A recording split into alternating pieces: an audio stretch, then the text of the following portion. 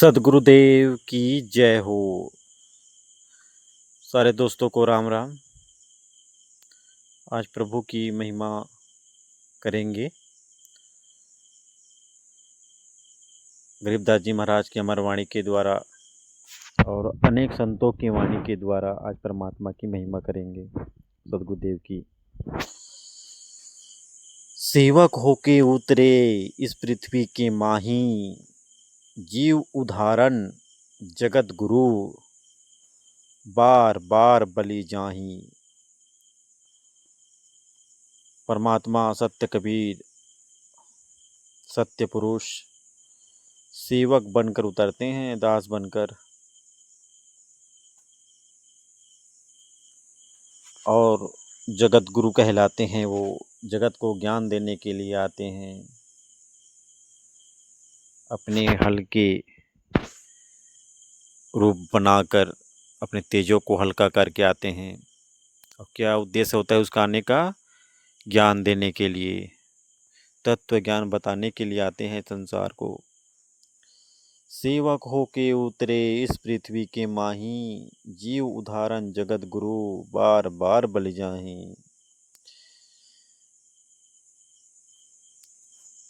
गरीब जल थल पृथ्वी गगन में, बाहर भीतर एक, पूर्ण ब्रह्म कबीर हैं अवगत पुरुष अलेख। हम सुल्तानी नानक तारे दादू को उपदेश दिया, याद जुलाहा भेद न पाया काशी माए कबीर हुआ।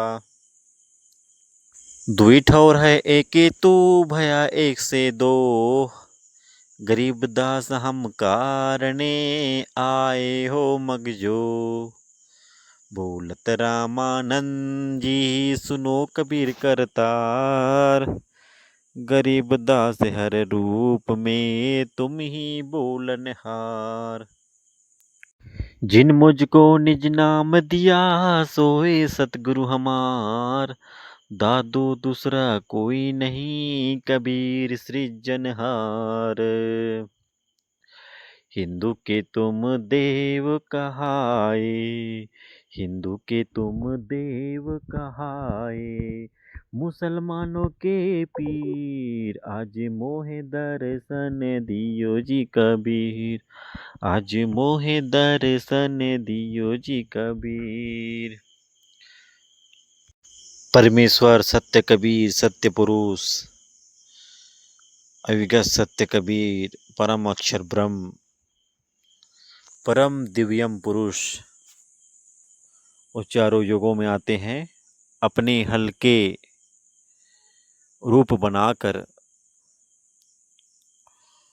और अपने बच्चों को तत्व ज्ञान देने के लिए आते हैं। सतयुग में सतसुग्रीव नाम से आते हैं, त्रेता में मुनिंदर नाम से आते हैं, और द्वापर युग में करुणामय नाम जिसे आते हैं, चौथा युग कलयुग में कबीर नाम से आते हैं। चारों युग में परमात्मा कबीर साहब आते हैं और लीला करके तत्व ज्ञान देते हैं अपने बच्चों को। उसका आने का उद्देश्य यही होता है कि जीव उद्धारण जगत गुरु, जीवों को उद्धार के लिए जगत गुरु बनकर आते हैं